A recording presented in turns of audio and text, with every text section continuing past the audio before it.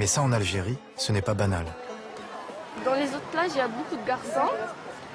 Voilà, ils nous agressent. Voilà, avec il y a le regard, les paroles.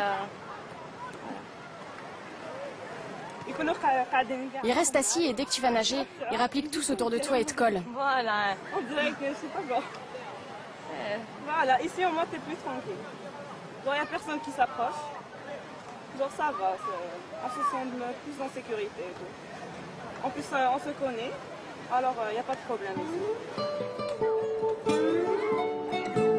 Du coup, les filles se chauffent au soleil comme elles l'entendent.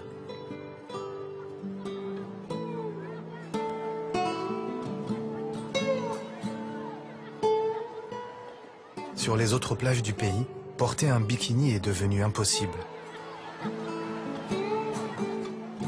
Non, ça ne nous gêne pas de voir des personnes en maillot ou en deux pièces. Enfin, chacun fait ce qu'il veut. Voilà. Moi, ça ne me gêne pas de voir des gens, chacun. Moi, je pratique mon islam et je ne me mets pas en maillot. Et les autres, chacun est libre. Chacun est libre de vivre à sa manière. Chacun est libre de vivre à sa manière. Voilà. À quelques kilomètres, c'est un autre monde.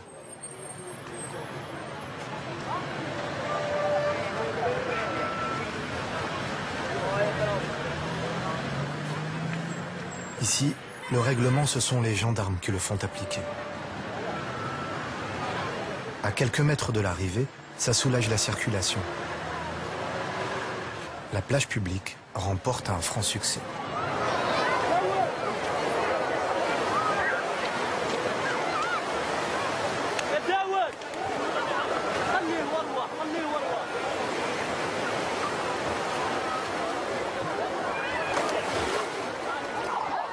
C'est comme ça tout l'été. Les foules sont même plus nombreuses chaque année.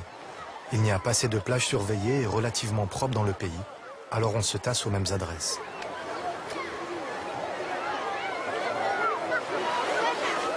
Les femmes ne s'interrogent pas sur le choix du maillot.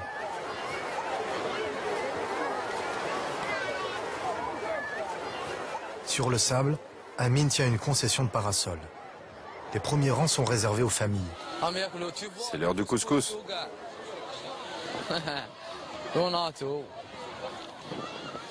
Voilà, les jeunes, on les installe derrière. Jeunes en Algérie, ça veut dire hommes célibataires. On les place d'office à l'écart. Trop de femmes se plaignent de leurs regards insistants. Il y a bien quelques altercations, mais le plus délicat dans le travail d'Amine, c'est encore de trouver de la place entre deux parasols. On va se mettre là. Elle te plaît notre plage? Elle est superbe. Il y a des familles.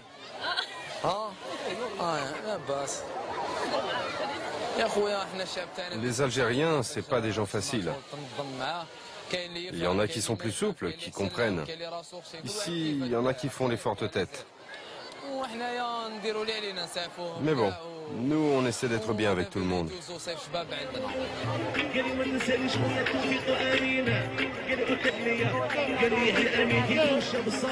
Dans cette foule immense, les seuls à trouver leur compte avec les loueurs de parasols, ce sont les vendeurs de thé et les pickpockets. Malgré la surveillance, les baigneurs doivent toujours garder un œil sur leurs affaires.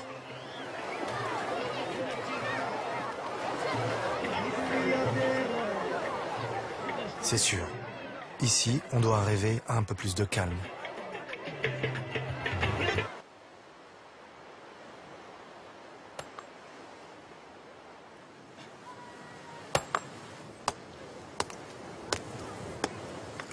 Je suis en train de nettoyer la plage et puis en même temps je suis en train de tailler la pierre pour que je puisse construire avec. Mustapha perpétue les gestes d'autrefois pour bâtir son projet. La petite plage est une ancienne carrière romaine où baignent encore des commandes inachevées. Il a hérité de ce bout de terrain pour le transformer en petite étape touristique. Un rêve longuement mûri en traversant les mers du monde. J'ai fait mes études dans une académie navale. J'ai fait la mer Noire, la Baltique, la Caspienne, la mer d'Azov, la mer de... Pas mal de... J'étais navigant. Et une fois avoir pris ma retraite, j'ai toujours aimé investir, travailler dans le tourisme. C'est ce que je suis en train de faire actuellement. Toutes mes économies sont là. Mais les banques ne nous ont pas subventionnés, ne nous ont pas aidés. Son chantier a démarré il y a 20 ans. Mustapha avait creusé seul son puits dans la roche pour trouver de l'eau douce. 20 ans à se battre contre la pierre, les menaces des islamistes et l'administration parfois. Avec ses enfants, Mustapha veut juste ouvrir quelques chambres et une auberge. Pas grand-chose, mais c'est un travail d'Hercule. Vous voulez la vérité, on n'encourage pas les gens à faire ça. On ne les encourage pas. Il y a beaucoup de gens qui veulent faire ça. Ils veulent investir dans la viticulture, il y a des gens qui veulent investir dans la pisciculture, le tourisme. Il y a beaucoup de gens qui veulent investir. Mais seulement, il faut les encourager. Pas de tourisme, pas de camping, pas de sécurité sur le littoral algérien.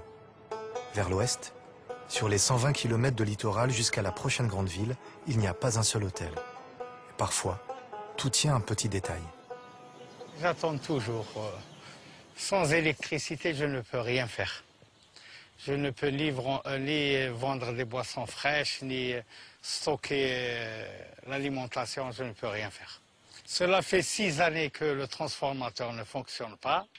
Et l'ironie du sort, la centrale électrique se trouve à 2 mètres.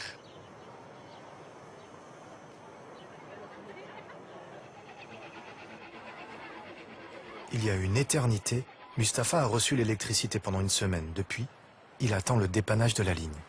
Votre correspondant ne répond pas. Veuillez réessayer.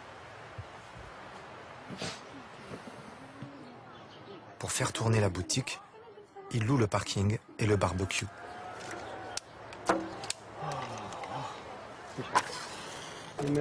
Des bricoles. Son étape touristique avec chambre et restaurant est encore loin.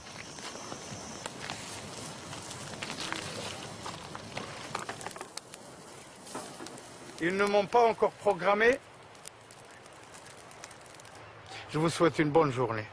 Au revoir. Il faut attendre la semaine prochaine. Si j'avais de l'électricité, je pourrais au moins organiser quelque chose. Je pourrais travailler. Je pourrais faire des soirées durant le ramadan.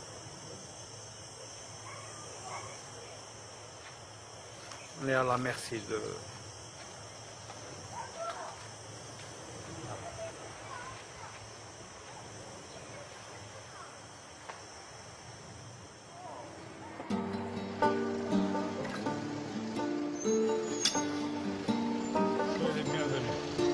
Mustapha dit toujours, on attend les jours meilleurs.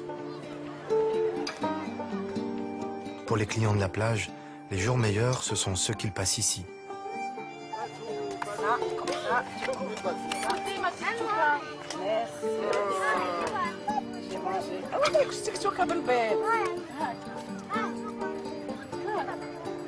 C'est des tartelettes à la tiktouk. Et ça, c'est la tiktouk. C'est elle qui a préparé ça.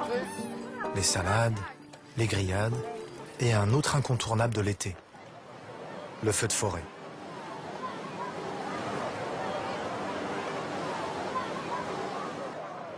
On est loin, mais c'est malheureux de voir toute une forêt disparaître du jour au lendemain.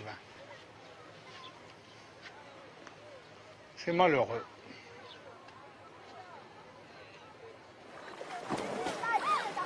Dans l'odeur des pins brûlés, la petite plage reste un îlot de fraîcheur.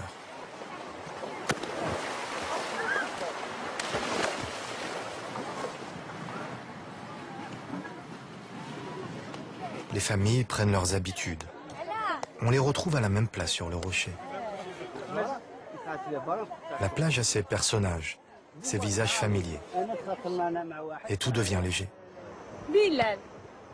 Viens. Viens. Bon, ben reste. Bilal.